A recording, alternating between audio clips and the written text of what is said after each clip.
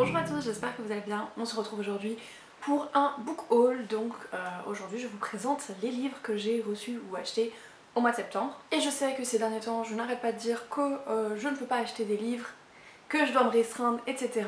Mais apparemment je suis complètement incapable de m'écouter moi-même et je finis automatiquement par craquer, même si ça reste quand même assez raisonnable. Donc tout d'abord j'ai complété ma collection des Anne de Green Gables avec le 8e tome, donc Ria Maria de Lucy Maud Montgomery. Donc j'ai la collection complète de chez Monsieur Toussaint Louverture et je suis absolument ravie, même si je n'en suis qu'au tome 5, il faut que je lise le tome 6, donc j'en ai encore 3 à lire. Mais voilà, je suis contente qu'il soit déjà dans ma bibliothèque. En plus ma mère les lit en même temps que moi et c'est en fait elle qui a insisté pour qu'on l'achète tout de suite parce que elle a presque fini le 7 ou elle vient de le finir, je ne sais plus. Donc elle est prête à enchaîner sur le dernier tome de la saga. Si vous me suivez sur la chaîne depuis un petit moment, vous savez à quel point j'aime Anne de Green Gables. Donc je vais pas vous résumer le tome 8 parce que ça spoilerait et en plus bah, j'ai pas lu le résumé et j'ai pas lu le résumé des 6-7 non plus. Mais Anne de Green Gables c'est un classique de la littérature canadienne où on suit une jeune fille qui est adoptée par un frère et une sœur et on va suivre en fait sa vie au sein de cette nouvelle famille et son évolution dans son village et dans sa vie. Et c'est juste une saga très douce, très belle, très poétique, avec une écriture qui est très belle et très rêveuse. Donc voilà, ma saga est enfin complète et il ne me reste plus qu'à les lire. Ensuite Guigui m'a offert un comics, donc il s'agit de Secret Warriors.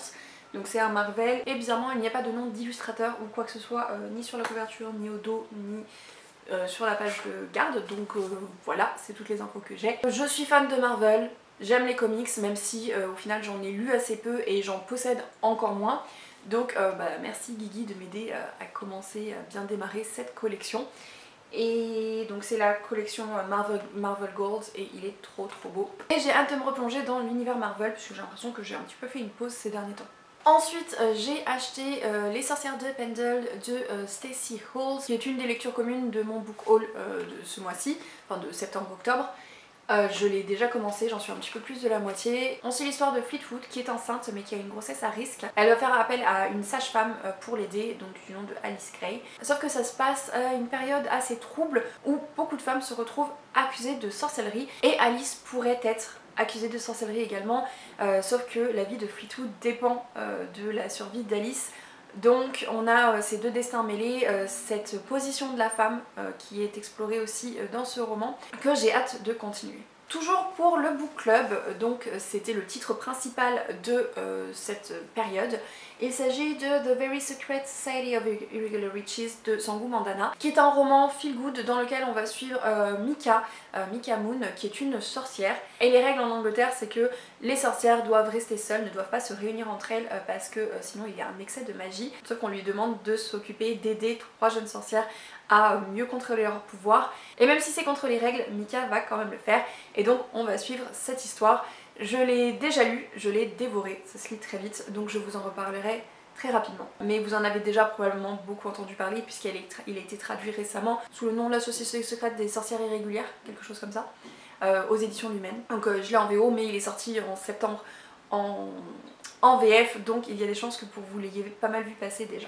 Ensuite j'avais fait une précommande en rentrant en France, donc en juin-juillet, de ce livre, donc Eulalie et l'envoûtement d'Halloween de Hélène Louise.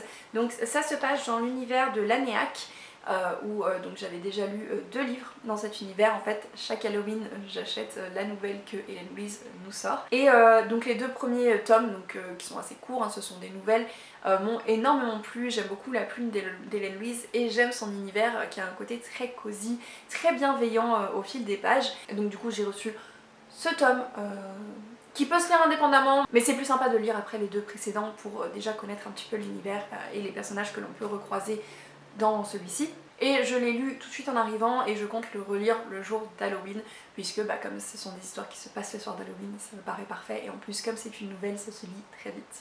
Et enfin, Camille du compte Bookstagram The Book Times est venue passer un week-end à Lyon et elle m'a offert Mémoire de la forêt de Michael Brun-Arnaud, donc le tome 1, les souvenirs de Ferdinand Taupe, et c'est illustré par Sanoé. Je l'ai vu passer pas mal sur les réseaux sociaux ces derniers temps. Le tome 3 vient tout juste de sortir, donc moi je suis un petit peu en retard. C'est du jeunesse, mais c'est du jeunesse à double lecture a priori, où il y a des sujets très intéressants qui peuvent être lus par les adultes. Tout le monde dit que c'est très doux, mais aussi qu'il y a des scènes assez tristes. Donc voilà, je me prépare pour une lecture pleine d'émotions. Et je vais découvrir La Plume de Michael Brahano. J'ai déjà un petit peu parcouru l'intérieur et il y a de très très belles illustrations, ce type d'illustration. Et il y en a un petit peu tout au long du livre, donc j'ai vraiment hâte de le lire. Et merci encore Camille pour ce très beau cadeau. Et donc voilà pour ce book haul. Donc je vous avais prévenu que c'était assez raisonnable puisqu'il y a 6 livres, que sur les 6 on m'en a offert 2. 2 de plus étaient pour mon book club et un autre était mon petit cadeau annuel pour Halloween. Et à part Ria Maria, puisque c'est le tome 8 et que j'ai plusieurs tomes à lire avant, je pense que tous les autres livres seront lus d'ici la fin du mois. Donc je vous en reparle très bientôt. Donc voilà pour ce book haul. N'hésitez pas à me dire si vous avez lu certains de ces livres, si certains vous font envie. Sur ce, je vous souhaite à tous de très bonnes lectures et je vous dis à très bientôt.